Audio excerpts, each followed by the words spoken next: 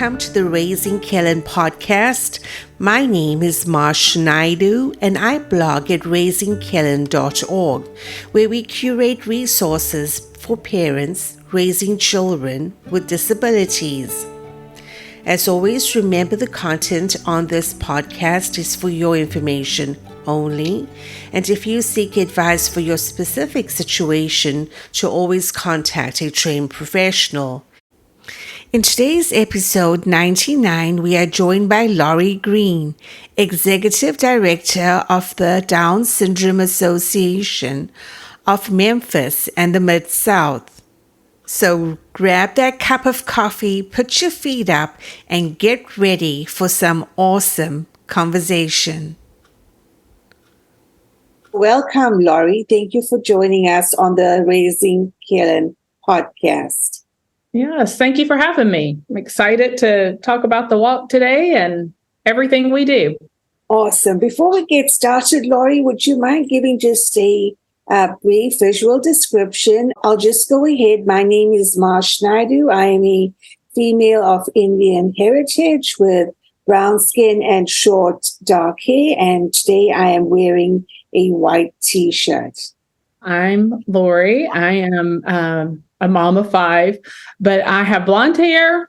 I'm wearing a green sweater today, ready for fall weather, definitely. All right. Thank you, Laurie. Well, listen, tell us a little bit about your background so that the listeners can get to know Laurie a little bit. Okay. I graduated with a degree in social work and counseling and began working. There was the lawsuit against the state of Tennessee, a federal lawsuit against the state of Tennessee, and the institutions that we had in Tennessee had to close. And so I began working as a support coordinator, doing transitioning out of the institutions. I mainly did transitioning out of Arlington and out of Bolivar mental health. And so we would transition individuals out of the institution into community living, supported living. Basically, they would move into homes and apartments across Memphis, and basically helping them learn what it's like to live independently, helping them with the services that they needed to kind of get put into place. They would have staff there 24 hours, learning to just independently live and what that looked like. That was pretty much how I got started. Ever since, I've just had a heart for individuals with disabilities and families that just needed some extra help. They need some extra advocating. When did that transition happen in the state of Tennessee? How long ago was that, Laurie? I started, that would have been in 97 when I started. But it had already been in place, and individuals, I kind of came in towards the end of it. I can't give you the exact date, but it's been a long time. And then they closed all the institutions shortly thereafter. We pretty much got everyone transitioned into the community, and then they closed. Can you tell us a little bit about the work that the Down Syndrome Association does, Laurie? Yes.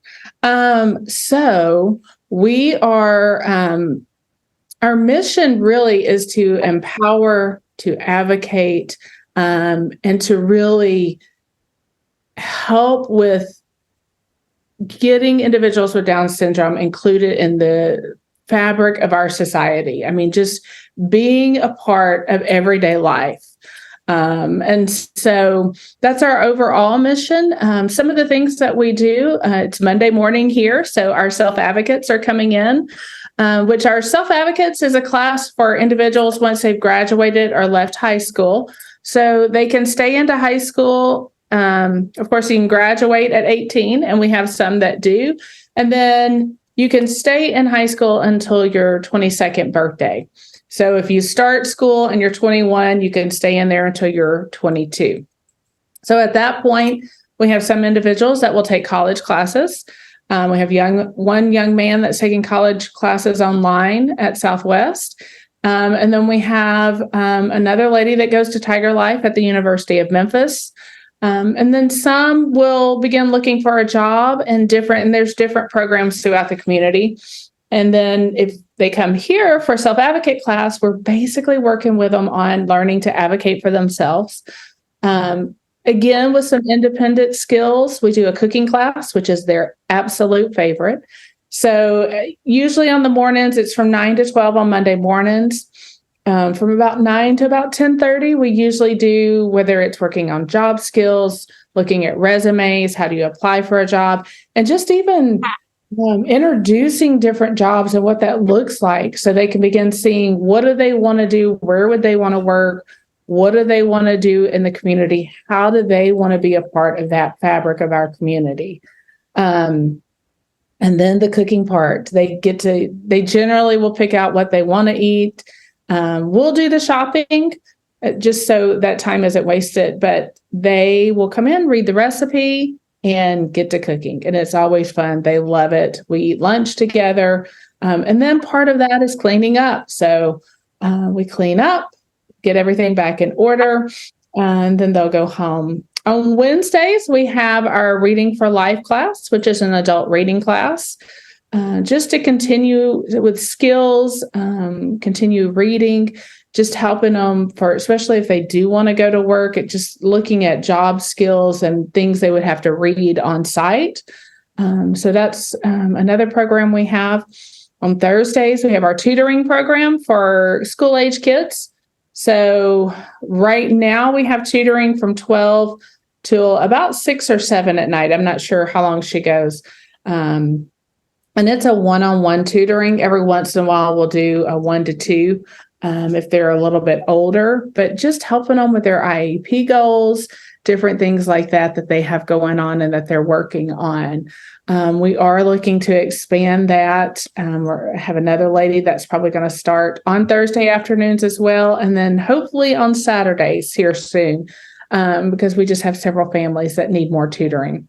All of those things that I've just talked about and many other things are completely free for the individual with Down syndrome. And so that's why we do the fundraising, like the Step Up Walk and other things like that.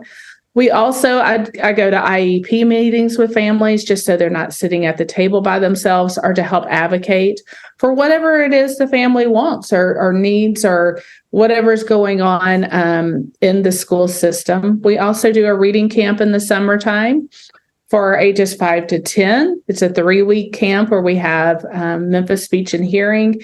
And then this past year, UTOT students came. And so they get speech, OT, and then we do reading, arts and crafts. It's just really a fun morning and a learning filled 3-week camp we do with the kids in the summertime.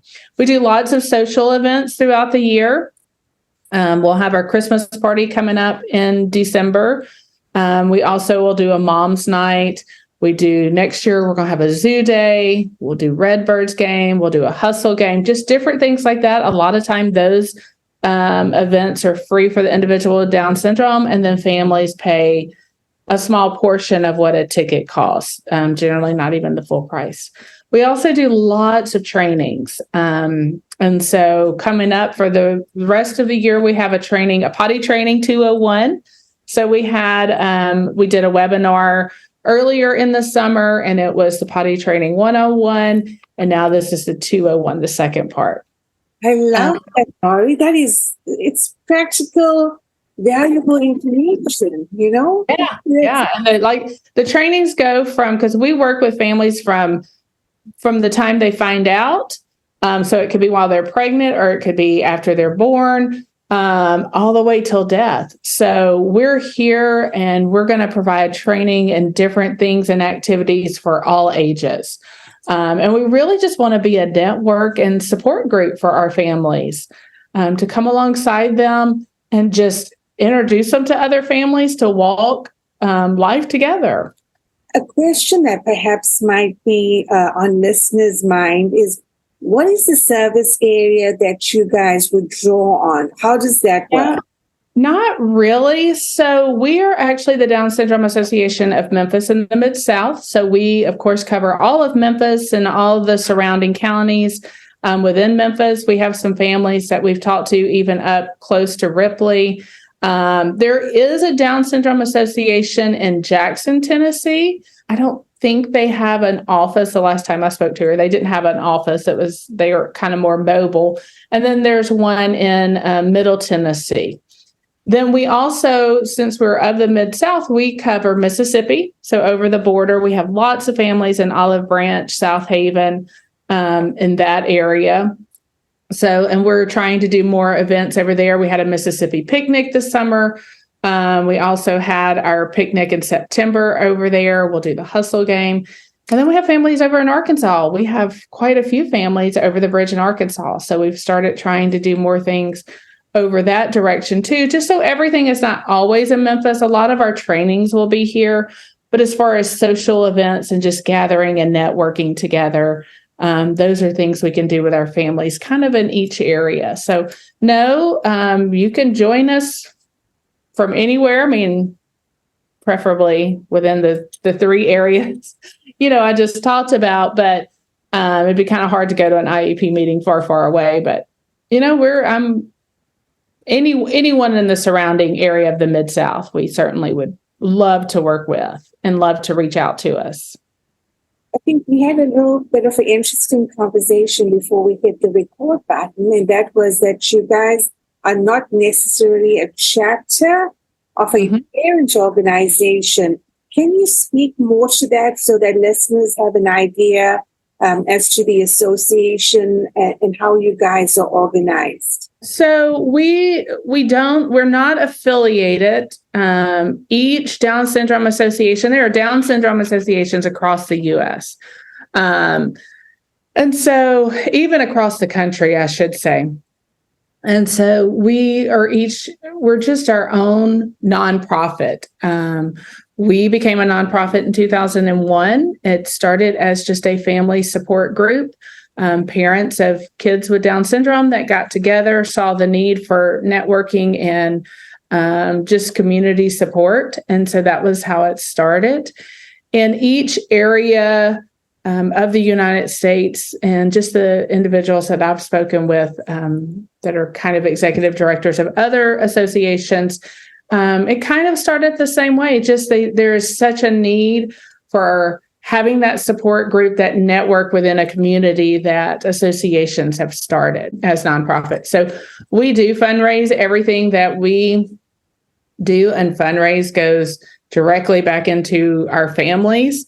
And so we want to provide what our families need. And so that's why I love getting to talk with our families, spending time with them and seeing what they need. What do they need help with? That was how the Potty Training 202 came about, or 201 was, there's a need for that next step in potty training. And then we just did a thing on Alzheimer's and behavior, and we're going to do some more of that for adults with Down syndrome, because there's just a need for that. So, and like I said, the training is something we do kind of all year long, and I just want to really provide what our families need, because that's our purpose. Our purpose is not just to put things out. I want to make sure that we're meeting the needs of our families. Well, can you tell us more about your upcoming fundraiser, Step Up for Down Syndrome Walk, happening on October the 29th? Yes. October 29th. So October is Down Syndrome Awareness Month. The month of October, we just pretty much love to celebrate individuals with Down syndrome, talk about and just raise awareness. We make posts frequently about it on our social media, just so many things that are kind of myths or people believe about individuals with Down syndrome. And so we're going to wrap the month up with our Step Up Walk. So it's our largest awareness event that we do within the community. And we'll have about 1,500 to 2,000 people at Burt Ferguson Park. We're praying for good weather on October 29th, but it'll be from 12 to 4. Families start getting there about 11. They set up tents. We'll have a stage. We'll have about 12:15. We'll do the national anthem. And then it's just kind of on and off different things. We'll have some mayors that come and speak. We'll have some different activities for kids, bounce houses, petting zoo, children's like face paint, and some just fun kids activities, some games, interactive stuff. And of course, we're going to have some entertainers. Madonna singer or the celebration troupe is going to be there. Company D will be there dancing. And then Fred Astaire will also, we have an individual, John T., who is a fabulous dancer. They're all great dancers. Company D, they're all fun to watch. So just some different entertainment that we'll have. And then we'll start probably about 2:15-ish, 2:30. Will be it's just a short 1 mile kind of family fun walk. And it's always fun because along the walk, we do our yard signs, and we call them our Walk of Fame signs.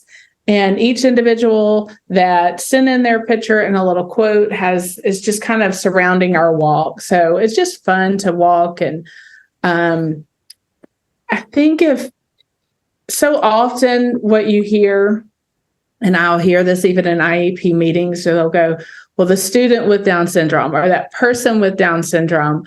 And so often their name is eliminated. And I think just part of raising awareness is, each individual has a name, calling them by name, seeing their potential, giving them all the same possibilities as you or I would get. And that's what raising awareness is just giving them the opportunity to show their potential, because there's so much potential, so many possibilities, and the world just needs to see that. So it's just raising awareness overall for that purpose. And of course, it is our largest fundraiser, so we can do all the activities and fun things and trainings and just meet the need for 2024. Laurie, thank you so much for joining us today and telling us more about the walk. And I hope you guys have an amazing, successful fundraiser. And are there any words that you would like to conclude with? Well, I'm probably just would like to say, I do not have a loved one. I do. I've got 5 kids. None of them have Down syndrome. And I think so often I get asked, why do I do what I do? And my response a lot of times, I first want to say, why wouldn't I?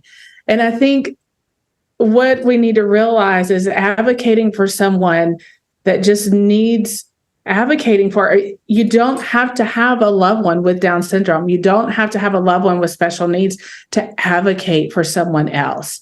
I think we just need to see the need, step up as a community, step up together. And that's what this walk is all about, is stepping up, whether you have a loved one, joining with us so they can be a part of our community and feel a part of the community.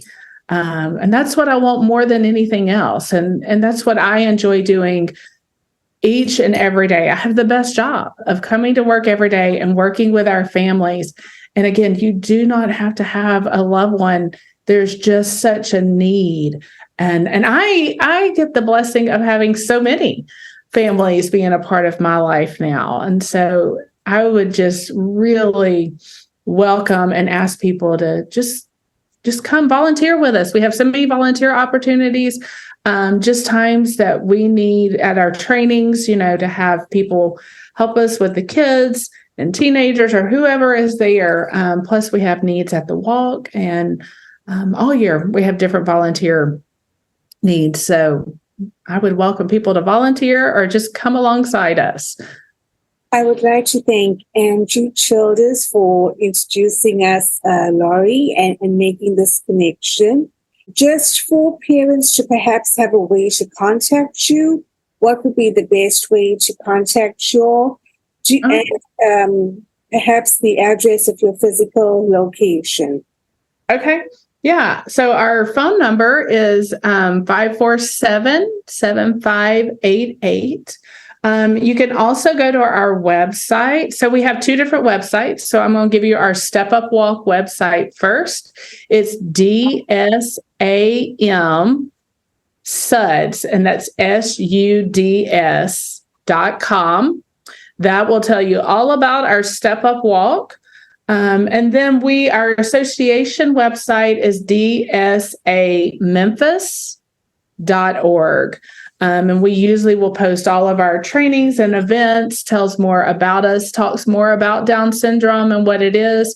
Both places you can donate money. We love donations. We appreciate donations. And then we are located off of Germantown Parkway. Our address is 154 Timber Creek, Suite 5. And we're generally here every day. Someone's generally here 10 to 2, but I always suggest just calling first to make sure that we're here in the office or someone's here and we're not out doing something. So, Lori, thank you so much for your time. yes, thank you. Thank you for the podcast and the opportunity to speak and just help raise awareness. Awesome. Well, you have a great day, Lori. You too. Bye-bye. Thank you. Bye. Thank you for joining us on the podcast today. And to recap, the 26th annual walk, that's the Step Up for Down Syndrome walk, will be happening on October the 29th and will culminate the month-long Down Syndrome Awareness Month. And as always, remember, get to the top of your mountain. This is Marsh Naidu signing off.